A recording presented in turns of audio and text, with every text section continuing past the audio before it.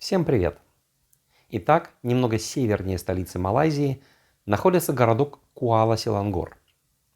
Чем он меня привлек? Дело в том, что как раз недалеко от него находится достопримечательность Небесное зеркало Sky Mirror. Одно из мест, которое входит почти во все топы интересных мест Малайзии. Так что я решил сделать там полноценную остановку и сразу после заселения в отель пошел доставать билеты на следующий день. И вот утром 29 декабря на рассвете наша лодка вышла через устье реки Селангор в открытое море. Небесное зеркало – это отмель, где низкая и поэтому спокойная вода и мокрый ровный песок создают эффект зеркала посреди моря. Это в теории и на фотографиях.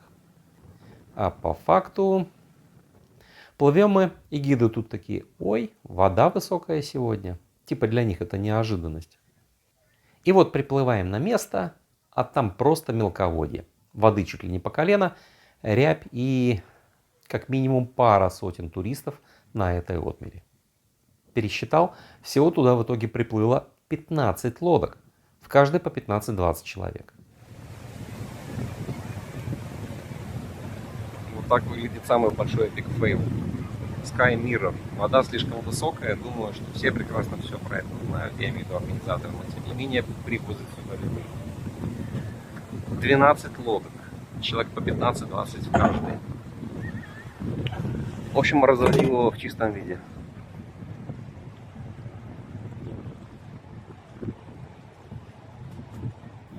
Казалось бы, лажа полная, но почти все туристы вышли походить по отмели и пофотографироваться. Может, чтобы доказать себе, что не зря оплатили экскурсию. И вдруг спустя полчаса, на радость всем и даже гидам, вода чуть спала и отмель немного оголилась. Стало хоть понятно, как делаются все эти завлекающие фотки. Но, как по мне, место явно переоцененное. А подобные картинки хороший фотограф даже с обычной лужи сделает. В общем, я мог бы сказать, что остановка в Куала-Селангор была лишней. Но это место в итоге принесло все же больше позитива. По двум причинам. Первое. В вечер приезда 28 декабря я зашел в одно второстепенное место из моих хотелок в этой локации. Парк светлячков. На самом деле здесь есть несколько мест со светлячками, но ребята из отеля подсказали, что вроде как самый хороший вариант – парк в Кампунг-Куантан. Все светлячковые места вдоль реки Селангор, узкой, тихой, извилистой, с тропическими зарослями по берегам.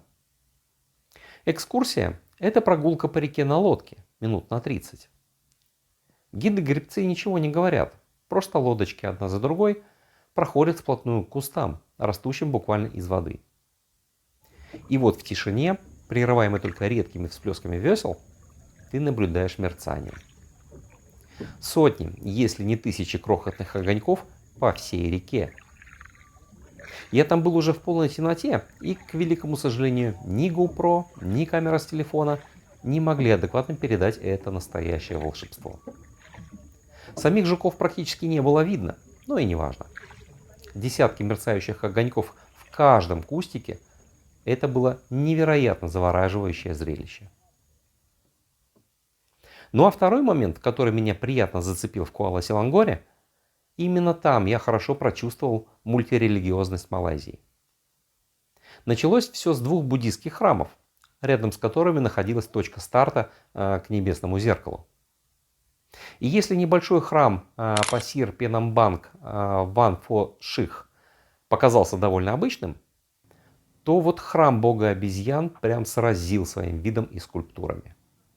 Никогда раньше не видел ничего похожего, даже на картинках.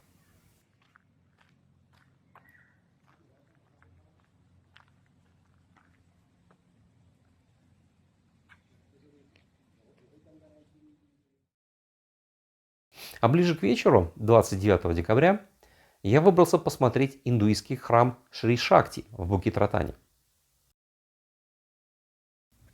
На входе в храм пришлось не только разуться, это стандартное правило для индуистских храмов, но и оставить все телефоны и камеры, так как съемка внутри запрещена. И как же жаль. Возможно, если бы я бывал в Индии или Камбодже, архитектура этого храма не вызвала бы у меня таких эмоций. Но факт.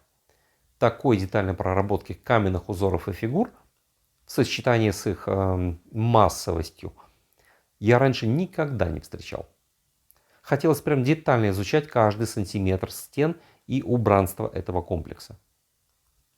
Интересна и история этого храма. Где-то в конце 19 или начале 20 века малообеспеченные индийские иммигранты в Букит-Ратане построили небольшое деревянное святилище, в котором в качестве места поклонения стояла единственная масляная лампа. По мере улучшения образа жизни и экономического положения верующих, в 1970 году был построен уже нормальный храм. Но несколько лет спустя обнаружилось, что обращенный на север фасад храма на самом деле должен быть обращен на восток. Далее была долгая история со сбором средств на перестройку и вскрывшиеся проблемы с земельным участком.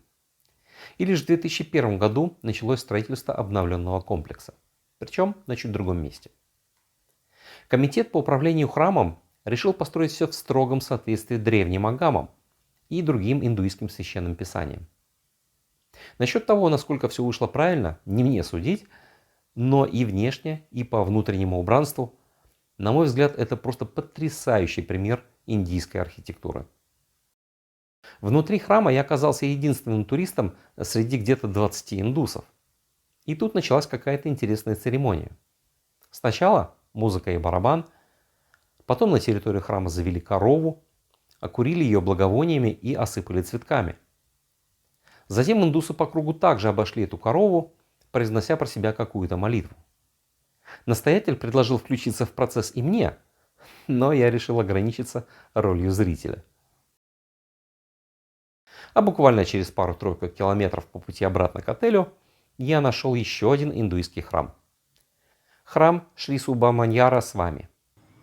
Там никого не было и можно было зайти внутрь в обуви. Но еще больше меня поразила разница в архитектурном исполнении этих двух храмов. Как будто первый настоящий, древний, пропитанный историей, а второй современный, яркий, но какой-то игрушечный после первого. Ну и куда же в Малайзии без ислама?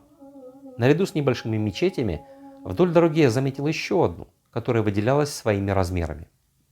Это оказалась мечеть султана Ибрагима, главная мечеть этого региона. Там как раз был азан, призыв к молитве, и к мечети активно стягивались верующие.